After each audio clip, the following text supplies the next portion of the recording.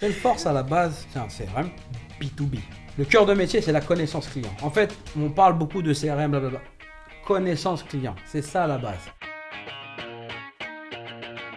Bienvenue dans la boîte à questions Salesforce, le podcast où on décortique le marché, on apprend, on débat, on répond à toutes vos questions. Que vous soyez consultant, utilisateur ou simplement curieux, rien n'est hors sujet et tout est permis. Let's go! Donc aujourd'hui, on est accompagné de Abalash, Rabi, consultant marketing cloud depuis des années, et ainsi que Monsieur Joël Chadet, consultant technique Salesforce aussi depuis de nombreuses années. Donc moi, Graziella Noëlla, consultante en recrutement en freelance depuis maintenant 8 ans. Et moi, du coup, Florence Kiss, donc experte en recrutement Salesforce sur la partie CDI depuis plus de 8 ans également. Bonjour. Bonjour. Bonjour. Merci beaucoup une fois de plus pour l'invitation. La deuxième fois, merci. C'était très sympa la première fois. On met ça ensemble. C'est avec ça. Joël en plus. Merci. Très sympa. Voilà, vous avez trouvé mon alcoolique justement du moment, donc c'est vraiment top. Merci pour l'invitation. Avec Super. plaisir. Dans un premier temps, ce que je propose, c'est qu'on parle un petit peu donc, du marché, qu'on échange là-dessus. Et puis, on va après aussi poser un peu de questions sur les différences entre le marché français et le marché international, la concurrence. Puis, on va finir avec vos questions que vous souhaitez poser aux recruteurs et peut-être que d'autres auditeurs aussi souhaitent poser. Super. C'est parti. On commence du coup sur qu'est-ce que vous pensez un petit peu du marché, la croissance, qu'est-ce qu'il en est? Dites-nous-en un peu plus. C'est super. Le marché, c'est vrai que le marché Salesforce ne peut pas être non plus complètement en adéquation avec la plupart des autres marchés, avec tout ce qui se passe, notamment que ce soit des pandémies ou des guerres, des pénuries, etc. Donc forcément, il y a un impact sur ce marché-là. On est au global, effectivement. C'est que on a connu autour du Covid une explosion d'un marché Salesforce qui a augmenté. On a vécu vraiment de très très très belles années. Là, effectivement, on est peut-être sur un plateau qui est un plateau finalement qui est logique de par la maturité que les entreprises ont sur cet outil. Il est quand même installé sur pas mal de grands comptes. Et aujourd'hui, moi, c'est plus ça que je constate, une maturité sur les produits en fait, de Salesforce. Et voilà, donc c'est une tendance pour l'instant, on est assez linéaire. Et toi, Flo, qu'est-ce que tu penses? J'ai l'impression effectivement qu'on arrive quand même sur une maturité du marché aussi, qui est intéressante, mais je trouve que vu que Salesforce innove tout le temps, a effectivement eu aussi, on a vu Slack, on a vu aussi d'autres outils qui ont été pris par Salesforce. Je pense qu'on va être sur une dynamique qui va effectivement changer. On l'a vu avec l'IA aussi, puisqu'on en a parlé avec chacun d'entre vous d'ailleurs dans les podcasts. Mais je pense que c'est quelque chose qui va avancer dans le bon sens à mon avis. Non, clairement. En fait, ce que j'ai constaté par rapport aux produits de Salesforce, c'est dès lors que le lancement se fait, il y a une phase de temps juste après, pour l'adoption forcément et l'intégration chez les clients. Donc là, effectivement, on a une grosse avancée sur Data Cloud, l'IA et tout ça. Ça met un peu de temps pour se mettre en place et c'est normal à tous les points de vue, même en termes d'éditeurs, les narratifs, les éléments de langage, toutes ces choses-là sont en train de se construire. Il faut que ça soit intégré maintenant par les clients et surtout d'avoir des cas d'usage concrets à mettre en place. Et dès lors que ça sera fait, on va arriver sur ça très prochainement. Ouais. Je dirais aussi la tendance que j'ai observée, en tout cas, moi, de ce que je vois avec les différents clients avec lesquels on travaille, où on est amené à travailler, c'est que de plus en plus, par exemple, les candidats qui étaient, par exemple, Sales Service Experience Cloud, en tout cas qui sont que focus sur du corps, aujourd'hui, ils sont trop nombreux et du coup, il faut se démarquer et donc, effectivement, aller chercher aussi d'autres outils, d'autres modules à maîtriser, ou en tout cas faire des certifications, des formations supplémentaires. Parce qu'aujourd'hui, sinon, vous êtes très nombreux, et c'est ça que je constate en tout cas sur le marché Salesforce de manière générale, en tout cas de l'emploi. Je ne sais pas si c'est quelque chose que toi tu vois aussi. Mais... Ouais, moi, de mon côté, je dirais qu'il faut être le plus généraliste possible. Il ne faut pas être dans une niche. Il faut connaître un maximum de choses pour apporter un maximum de valeur à notre client. Enfin, dans tous les cas, le client est toujours au centre de tout. Donc, pour le satisfaire, il faut connaître un maximum de choses. Donc, se former. Et voilà. Moi, de mon côté, sur le marché, moi, ce que je dirais, c'est que le marché, actuellement, effectivement, il a atteint une très grande maturité. On est sur une période où, forcément, d'un point de vue économique, les clients n'ont pas beaucoup d'argent à investir. Donc, c'est très plat.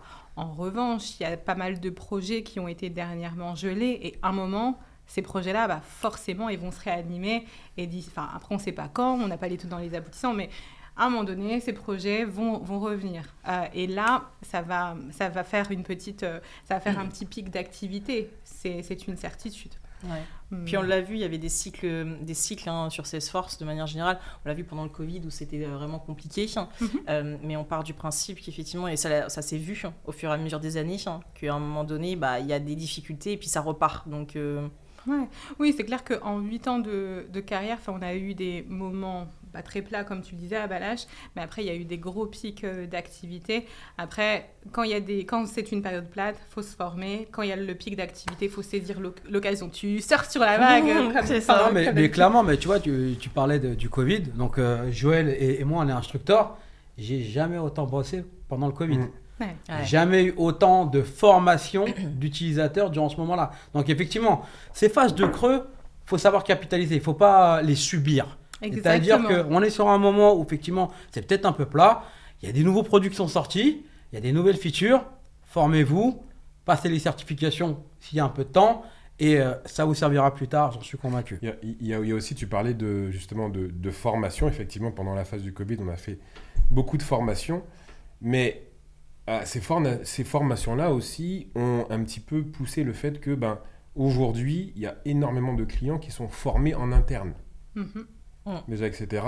Et comme on fait plus forcément de nouvelles embauches ou des nouvelles missions, etc., les gens sont déjà formés. Quand je dis formés, au niveau surtout du Salesforce Core. Et donc, c'est pour moi des compétences qui vont être moins recherchées aujourd'hui tout de suite. Donc, comme tu disais, Graziella, effectivement, il va falloir aller chercher d'autres spécificités, aller passer sur d'autres clouds, explorer le CPQ, des choses comme ça où il y a encore aujourd'hui beaucoup de demandes, etc. Mais ouais, c'est ce qu'on constate en tout cas aujourd'hui, clairement. Oui, totalement. Après, si vous comparez, est-ce que vous avez une petite connaissance des autres marchés, ce qui se passe sur d'autres marchés ou pas du tout En échangeant avec d'autres collègues dans le domaine du marketing, du CRM, c'est un peu partout pareil. On est aujourd'hui, en fait, c'est une situation économique qui est internationale. On a un contexte qui n'a pas été très bon, worldwide, donc ça se ressent sur le marché de l'emploi forcément. Ouais. Moi je constate aussi que par exemple tout ce qui se passe généralement, si je compare avec le marché français, mais ce qui se passe aussi à l'international, tout ce qui se passe aux États-Unis, généralement ça arrive chez nous 3 ans, 4 ans après. Je ne sais pas si vous le constatez aussi, mais c'est un peu ça. Et je pense que c'est ce qui va effectivement arriver par la suite aussi. Mais on voit quand même des marchés qui émergent et on ne pensait pas du tout que ça allait émerger forcément, mais tout ce qui est Émirats arabes, etc., unis, clairement, c'est là où effectivement ils ont besoin effectivement de... Ils ont des fonds en fait, voilà, tout simplement, ça commence là. Ils sont peut-être moins impactés par l'économie occidentale peut-être. Non mais c'est intéressant ce que tu dis parce que voilà, juste pour revenir un peu sur la France, on est quand même le 4e marché mondial de Salesforce. Totalement. C'est énorme. C'est très intéressant. Mais effectivement, on voit la volonté de Salesforce d'aller chercher d'autres marchés, les Émirats arabes unis, ce qu'on appelle les GCC. Salesforce Tower, etc. D'avoir déjà eu un bureau là-bas, ça fait longtemps qu'ils l'ont reporté. Et là, en septembre, ça a été ouvert. Ça marque quelque chose qui était important. Et c'était surtout aussi la mise en place, je ne sais pas si vous êtes au courant, de Hyperforce. Hyperforce, en fait, c'est de pouvoir avoir à disposition les données en local. Et c'est ça qui a été un gros frein de énormément de pays de GCC, mais également de l'Asie, comme la Chine. Okay. Et le fait de plus avoir ce frein-là, ça ouvre des perspectives énormes parce qu'il n'y aura plus ce blocage de la data, elle est stockée dans le désert du Nevada, ça ne nous plaît pas. Donc là, on est sur autre chose. Les données sont stockées en local, on peut utiliser Salesforce en local, et là, il n'y a plus de barrière. Donc là, c'est un marché énorme qui est ouvert. C'est quelque chose qui... Après, je pense que par exemple, pour les Émirats arabes, la difficulté qu'ils vont avoir, c'est juste les ressources, c'est-à-dire des consultants qui vont pouvoir être... travailler en local et tout. C'est quelque chose que tu as commencé déjà un petit peu à voir. Oui, totalement. Enfin, moi, de mon côté, ce que j'observe, dans tous les cas, ce que la majorité va observer, c'est qu'il y a beaucoup de profils indiens, du coup. Mais en termes de rigueur de travail, alors ils sont très bons techniquement, mais après, pour tout ce qui est, entre guillemets, les soft skills, comme on en a beaucoup parlé ensemble, c'est vrai que ça va être totalement différent. Donc je pense qu'il va y avoir, entre guillemets, cette envie et ce besoin surtout d'aller chercher des ressources qui ont l'art et la manière de communiquer, l'art et la manière de, entre guillemets, de créer une petite cohésion au sein des projets. Donc je pense qu'ils vont aller chercher soit en France ou dans les marchés nordiques ou UK pour pouvoir avancer. Mais je pense que ça ira plus du côté UK d'un point de vue. Alors, si vous êtes, je connais un peu le marché. Il y a quand même une présence française, hein, déjà en local. Ok, ouais. Mais effectivement, donc tu as raison. Sur le point de vue des ressources, effectivement, techniquement, il y a beaucoup d'Indiens extrêmement forts. Vraiment, ils ont un niveau technique. Pour avoir travaillé avec eux, c'est impressionnant, vraiment. Maintenant, peut-être qu'en termes de chefferie de projet, de product owner, de la délivrance des projets en agilité, il y a peut-être un peu moins de ressources. Ouais. Mais effectivement, je pense qu'il y a des ressources européennes qui seront intéressées de travailler là-bas avec des partenaires locaux.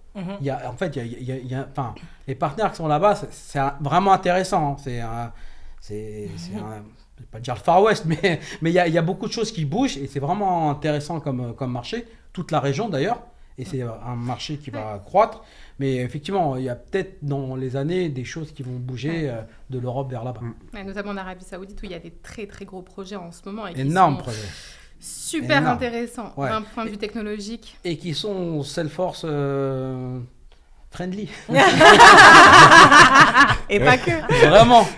Mais c'est plutôt positif comme vision, justement, par rapport au marché, parce que effectivement, si on regarde tout de suite, on peut se dire, c'est pas facile là et là et là. Mais effectivement, il y a différents mouvements qui se font un petit peu dans d'autres pays, et ces mouvements-là vont avoir un impact aussi sur nos pays. Totalement. Forcément, tu parlais de recherche de ressources différentes, donc ça va aussi arriver en Europe, UK, etc., en France notamment aussi, où va falloir se tenir prêt. Quand il y aura une demande tout d'un coup de masse, on a besoin d'archi, d'admin, etc. Je crois que c'était Abalash qui mentionnait ça dans un podcast précédent où il disait le challenge, généralement, ça crée des opportunités. Donc là, pour le coup, ça va être clairement ça. Le challenge du GCC, comme tu le disais, ça va être clairement les ressources. Et pour d'autres, ça va créer une pluie d'opportunités. Peut-être qu'une opportunité que nous, en Europe, on n'aura pas, quoi. Donc voilà. Après... si on compare aussi avec les US, les rois, les rois. Number one. Ouais. Après, c'est pas le même territoire, c'est pas le même nombre d'habitants, et puis c'est pas du tout la même culture. Non. Je sais pas si vous avez eu l'occasion d'aller à Dreamforce. Non, pas encore. C'est autre chose. On ira bientôt. C'est un vrai événement. C'est un événement énorme, et c'est vraiment chaud à l'américaine. Donc c'est là où on voit une vraie différence culturelle. Et puis même, alors eux, c'est même pas 4 ans qu'ils ont, je pense que c'est 10 ans en termes de vision. Clairement. En termes de vision, en termes d'approche, en termes de ressources, TJM, les best practices, etc. Ils sont à des années-lumière de la France. Donc ce que tu dis, c'est que ça peut être intéressant d'aller...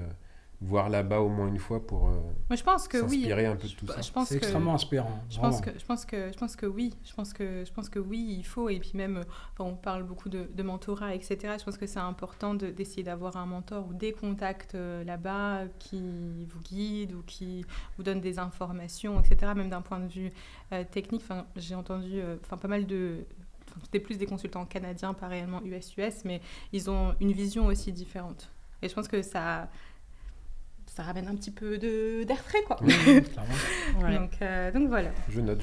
Et puis ça peut être inspirant et on apprend tous. Tout le monde, donc, Keep learning, guys. Keep learning. Don't stop learning. Don't stop learning. Il faut que je garde ce hashtag. Keep learning. Hashtag keep learning. Hashtag les experts.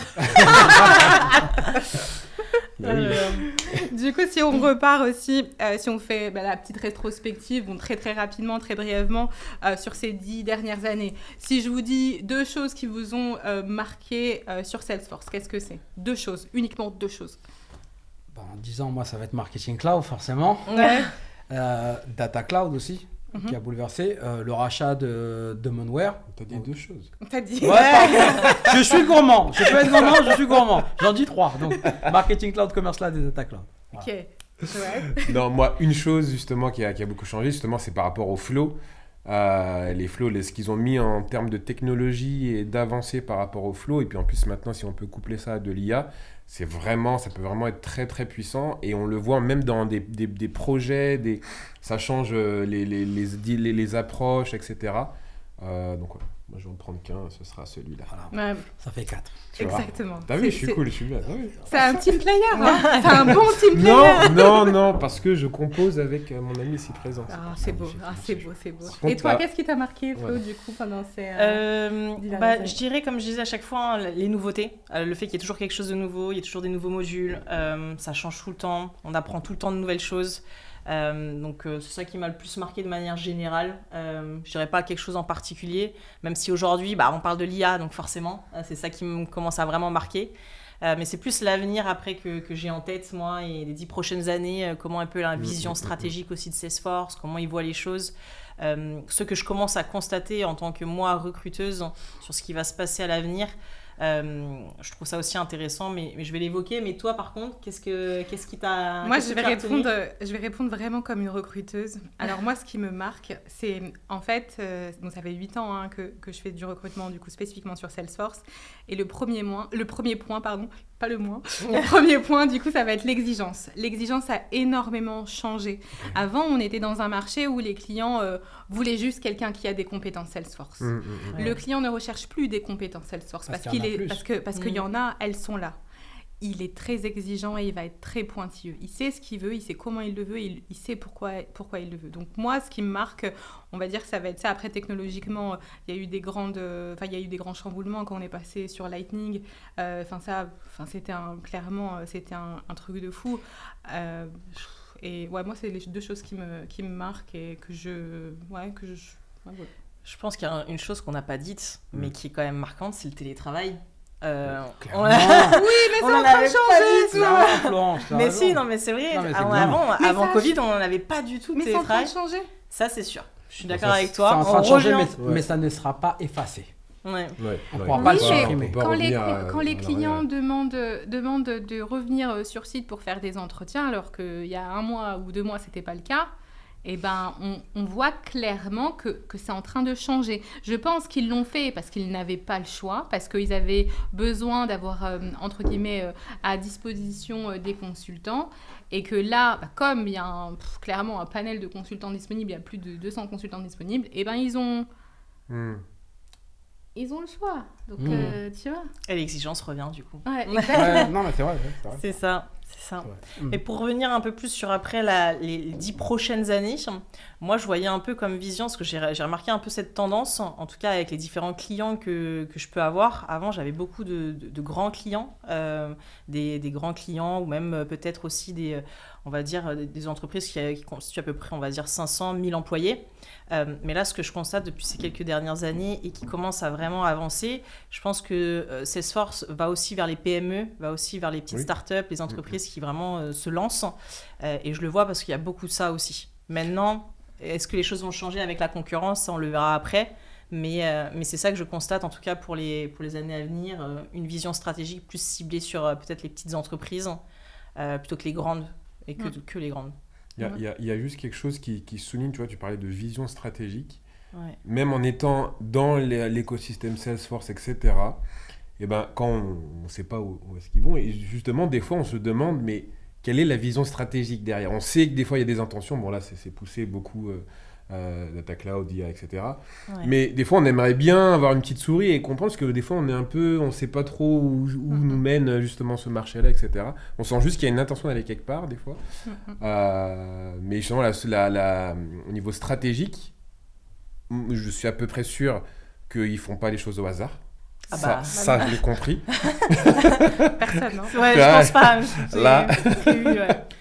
Mais voilà. Après, comment te dire, quand tu as une vision à long terme comme ça, à 10 ans, forcément sur le chemin, tu vas te tromper parfois. Parce que c'est tellement loin, il se passe tellement de changements dans la vie que forcément, il y a des prévisions totalement. que tu as fait sur lesquelles tu vas te louper. C'est normal. des prévisions et après, tu ajustes au fur et à mesure. Exactement. En fait. Ouais.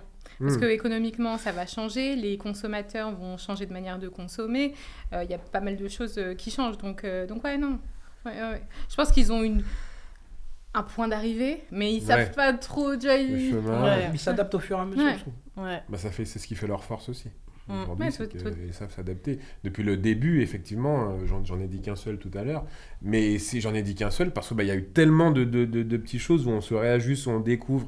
On a l'impression que c'est jamais fini, qu'on découvre des nouvelles choses et hop, c'est déjà nouveau. On s'est formé sur tel techno. Ah bah oui, c'est déjà nouveau, il y a d'autres choses, etc. qui viennent en place. Moi, j'ai une petite question. Et vous, en tant que consultant, votre vision, pas uniquement Salesforce, mais votre vision CRM pour vous, c'est pas mieux un CRM qui fait bien une chose que, comme Salesforce, aller faire du marketing cloud, du commerce cloud, faire du... Comment... Très très bonne question. comment... Très très bonne question. Chacun votre tour. Un peu d'histoire. Allez, attends, je pense. Salesforce, à la base, c'est un CRM Mhm. B2B à la base. Ok. Et donc, ce que je trouve intelligent de leur côté d'avoir fait, c'est de monter en compétences au fur et à mesure sur différents types de métiers. Donc, ça a commencé par le CRM et les vendeurs, les sales. Ça s'est ensuite ouvert au customer service, Mhm. au marketing, au e-commerce, etc., etc. Le cœur de métier, c'est la connaissance client. En fait, on parle beaucoup de CRM, blablabla. Connaissance client, c'est ça à la base. C'est d'avoir une vue, ce qu'on appelle, ce qu'on disait dans les années 2000, la vue 360 degrés d'un client. Exact. C'était ça à la base, d'accord? Effectivement, quand tu as ça au milieu, tu peux broder plein de trucs autour. Leur intelligence, ce que je trouvais intéressant de leur part, c'est de se dire, ok, on n'est pas expert dans tout, rachetons les experts. Ouais. On ne sait pas faire du marketing, parce que pour développer le marketing, ça prend un temps fou. Rachetons une solution qui fait du marketing. Le e-commerce se base sur la connaissance client pour proposer des choses. Rachetons un e-commerce. Donc, pour répondre à ta question, tu vois, si on fait un comparatif par exemple avec SAP, SAP ça fait plein de trucs. C'est très connu pour deux métiers, mais ça fait plein de trucs. Donc, est-ce qu'il faudrait acheter une seule solution? Si j'ai une solution moi, qui me permet de faire tout, ça ne me dérange pas. Après, si j'ai besoin de compléments sur d'autres, j'irai sur d'autres, mais en vue de la vision de ce qu'ils veulent faire, en tout cas, ils y arriveront un jour. Ça, c'est Ok. sûr. C'est peut-être pas le cas actuellement, parce qu'il n'y a pas tout, mais quand je vois la vision où ils veulent aller, ils y arriveront un jour. Et toi, Joël, du coup, qu'est-ce que Bah, t'en penses? j'avais pas un avis définitif avant la question, justement, mais je me fais un petit peu changer mon positionnement. Mais par non, rapport- recentre-toi sur toi-même. Je me recentre. Mais non, par contre, il a cité l'exemple de SAP. Je connais pas grand-chose de SAP, mais voilà, je me forme un petit peu aussi, parce que je fais des intégrations Salesforce SAP, nécessairement.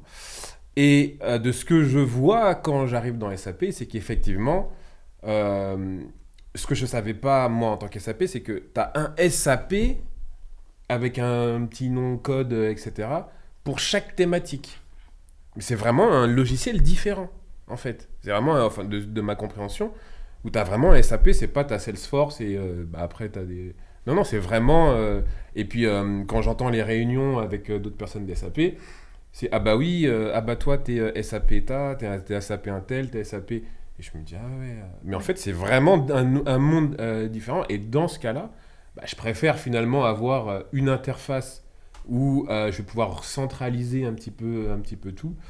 Je vais pouvoir être un peu plus du côté d'Abalache, mais c'est pour ça que moi je me positionnais au début plutôt au niveau des PME par exemple, qui elles veulent juste un CRM simple, Ouais. sans tout ce qu'il y a autour. Ouais. Et là, forcément, donc ça va dépendre du contexte, mais là forcément, je préférerais un logiciel qui fasse juste CRM, relation client, et on n'en parle plus. Voilà, je sais pas si j'ai pas trop répondu à la question, mais... Non, Si, c'est Ah, intéressant. c'est intéressant. Très intéressant. Ok. Et justement, en parlant un petit peu de Salesforce, mais là, on voit émerger quelques concurrents de Salesforce, notamment Braze, Shopify, HubSpot. Vous en pensez quoi un petit peu de ces concurrents qui arrivent sur le marché? Je trouve ça intéressant. Non, pourquoi? Parce que, en fait, effectivement, ça fait bouger un peu l'échiquier du logiciel. Finalement, on dit c'est nouveau, mais c'est pas si nouveau que ça. Hein. HubSpot, ça fait très longtemps que ça existe. Ça a toujours été un CRM compétitif par rapport à Salesforce sur deux aspects, sur la partie CRM et la partie marketing automation. Mais je pense que c'est un autre profil, encore. Mais c'est toujours la même question, en fait. C'est la question de profil. Ouais. Quel type d'entreprise vous voulez avoir? Et basé sur ça, vous allez choisir votre solution. Donc effectivement, mais quand même, on se rend compte que de plus en plus dans les appels d'offres, on a souvent un Salesforce et un HubSpot qui est proposé. Ouais. Et la même chose sur Braze, tu as raison, parce que c'est une CDP à la base, donc un Customer Data Platform, qui est orienté marketing, donc qui propose aussi des outils de marketing automation et qui commence vraiment à faire beaucoup de bruit et à prendre une place sur le marché. Ça, c'est vrai. Et puis sur la partie Shopify, c'est une solution tellement simple à utiliser pour créer une petite boutique, entre guillemets, un e-commerce assez rapidement, que c'est pas encore la même chose. Shopify, c'est vraiment fait pour des boutiques à taille humaine, j'ai envie de dire, un peu plus petit, alors que Demonware, c'est quelque chose de costaud qui est là pour créer un e-commerce robuste.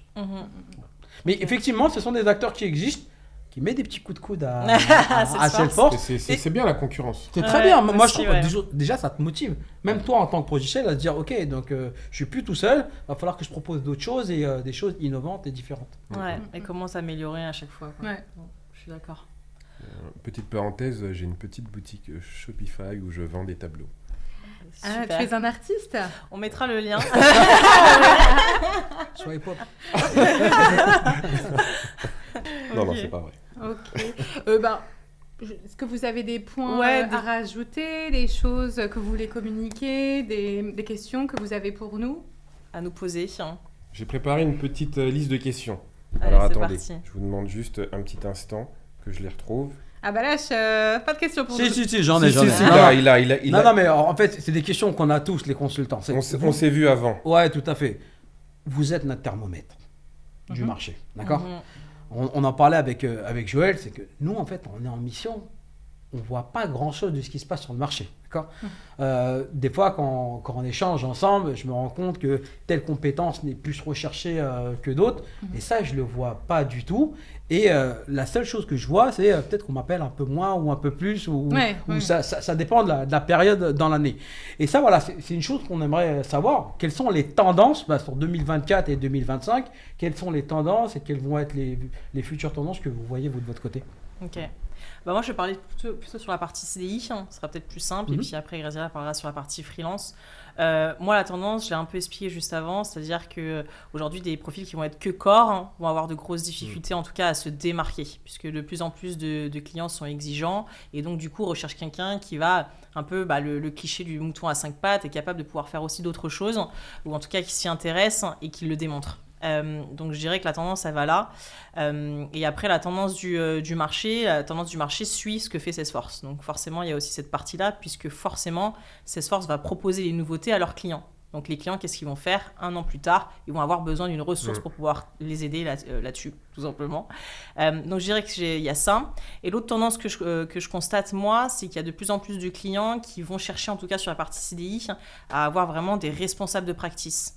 Que j'avais pas forcément comme recherche avant. Donc responsable de practice, head of centre d'excellence, ce genre de profil.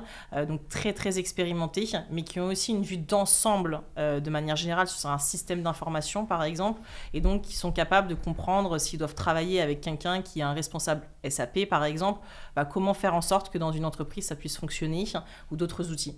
Donc c'est ça un peu la tendance que je dirais de manière générale en termes CDI et de perspective, on va dire, d'évolution. Ouais. Bon, sur la partie freelance, je rejoins un petit peu ce que tu dis. Moi, de mon côté, c'est généralement des profils généralistes et multi-cloud, des profils qui peuvent faire plein de choses. Et même, moi, sur cette dernière année, c'était plus des profils technico-fonctionnels, mais qui peuvent faire du dev. Qui peut faire du dev et qui peut faire la passerelle également avec les métiers. Ça, c'est maintenant une compétence clé.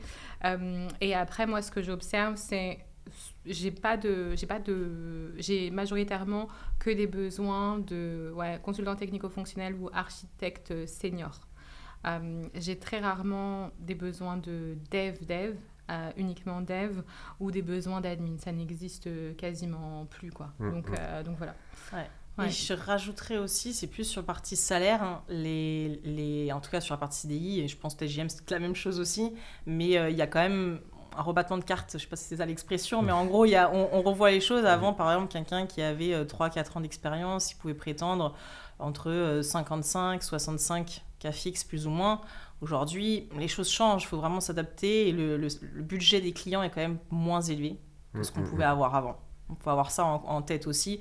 Et donc, forcément, il y a beaucoup plus de demandes que d'offres. Donc, c'est ça aussi qu'il faut pouvoir s'adapter. C'est un peu la même maladie sur la partie freelance. Donc, du coup, et forcément, les TJM sont tirés vers le bas, étant donné qu'on a, en ce moment, par exemple, on a plus de 200 consultants disponibles. Donc, forcément, le client, au lieu de payer 750, s'il peut le trouver à 550, et comme il y a des personnes qui sont en souffrance, qui recherchent tout simplement à faire de l'argent, quoi, ils vont accepter. Bon, après, ça déstabilise le marché, mais c'est comme ça, en fait. C'est comme ça. Donc, je ne sais pas si ça répond à votre question. Ça répond complètement. Et d'ailleurs, la question suivante est liée un petit peu à ça. Parce que vous parliez justement d'architectes seniors, de développeurs, etc. Mais justement, pour les personnes débutantes qui démarrent sur le marché Salesforce, aujourd'hui, imaginons que moi je démarre, que ce soit en CDI ou en freelance, quels conseils pourriez-vous donner justement à une personne qui démarre aujourd'hui dans Salesforce ? Du coup, moi je dirais, j'ai 3 choses. Je dirais, la première, c'est se créer un réseau. On l'a dit, être présent dans les communautés, être présent dans les events, apprendre des autres. C'est super important quand on n'y connaît rien au début. Ça, c'est la première chose. La deuxième chose, c'est lié à la posture et à sa visibilité, que ce soit sur les réseaux ou sur son CV. Je trouve que des fois, il y a des candidats qui ne vont pas forcément assez se mettre en valeur. Et donc, du coup, forcément, ils ne vont pas être sélectionnés pour un entretien. Et quand tu es débutant, c'est là où tu fais beaucoup d'erreurs, où tu ne mets pas assez en avant ce que tu maîtrises ou ce que tu ne maîtrises pas. Et après, la troisième chose, c'est l'audace. Pour moi, c'est super important pour un candidat qui débute de ne pas avoir peur de faire des candidatures spontanées, de ne pas avoir peur de dire, par exemple, un développeur junior, de dire, écoutez, oui, j'ai aucune expérience, mettez-moi une étude de cas, mettez-moi un test, vous voyez que je suis capable de le faire. Ouais. Donc vraiment avoir cette audace-là. C'est les 3 points que je dirais pour un débutant. Ouais. Et toi, Gradien ? J'aime bien. Moi, de mon côté, je suis assez d'accord avec ce que tu as dit. Je n'ai pas forcément de choses à raconter, parce que je n'ai pas de choses à dire dans la mesure où on en a déjà parlé précédemment dans les épisodes. Après, on va répéter la même chose, mentorat, comme d'habitude, se rapprocher des communautés, et puis keep learning. Et aussi une chose, que là on parle des débutants, et je pense que ça fait surtout une audience peut-être qui va écouter, et des conseils à leur donner, c'est... Donc là on parlait de hard skills, donc d'avoir la connaissance, mais aussi de travailler ses soft skills, et ça c'est... aussi une chose importante. Tu parlais de posture, c'est vrai que c'est super important d'avoir une posture de consultant et pas un salarié ou croire d'être dans l'équipe du client. Ça, non mais c'est vraiment important, parce que pour l'avoir vu plein de fois, voilà, faut s'adapter. Ouais, complètement. Alors, petite question, justement. Comment restez-vous compétitif et humain dans le recrutement Salesforce face à une concurrence qui s'appuie sur des outils de prospection en masse ? Bonne question. Déjà, tu l'as dit dans la question, tu as dit le mot humain. Je pense que c'est la première chose, c'est rester dans le relationnel, dans l'humain avec la personne qu'on a en face. Mais je dirais qu'on a un petit avantage aussi, à mon sens, c'est que déjà, on va accompagner le candidat dans toutes les étapes de son processus de recrutement, que ce soit freelance, que ce soit CDI. Et le but, c'est de l'aider au maximum, de lui donner tous les outils pour qu'il puisse réussir. Et tu l'as dit, on a parlé de hard skills, et ça, effectivement, l'IA doit être très, très bon là-dessus. Par contre, en soft skills, peut-être moins. Et donc, peut-être faire des jeux de rôle avec nous, par exemple, vont les permettre d'être à l'aise, par exemple, en entretien, d'être un bon communicant, d'être capable de pouvoir expliquer son projet, par exemple, avec la méthode STAR, qui permet effectivement d'être structuré dans tes réponses. Et c'est ça que je trouve qui va être le mieux et qui montre que, oui, l'IA, c'est un plus, mais à mon sens, il faut rester dans le côté humain aussi, et que c'est le plus important. On est tous... totalement. Enfin, dans tous les cas, ce qui fait notre différence à nous, en tout cas, on essaye de se perfectionner et de s'améliorer de jour en jour, comme la plupart des personnes, je le pense. Du coup, l'idée, c'est vraiment de connaître ses consultants et connaître ses clients. Alors oui, des fois, on va avoir une approche de masse pour toucher un maximum de personnes, mais le fait c'est que tu vas prendre du temps à comprendre, à qualifier, que ça soit aussi bien du côté client que du côté consultant. Parce que, en fait, c'est ça qui fera la différence. C'est toujours l'humain qui fait la différence. Donc, généralement, voilà, il y a des consultants, ils n'arrivent pas à avoir des missions ou des CDI parce qu'ils n'ont pas fait un sourire. Ils n'ont pas posé la bonne question. Et nous, on est là pour les guider, justement, pour avoir cette approche. Mais on arrive à le faire uniquement parce qu'on les connaît. Et c'est ça qui fait qu'un recrutement est successful. C'est toujours la partie... comme vous, pour les projets, nous, c'est pareil. Un recrutement qui est successful, c'est parce que, d'un point de vue humain, ça fit. Ouais. Donc voilà.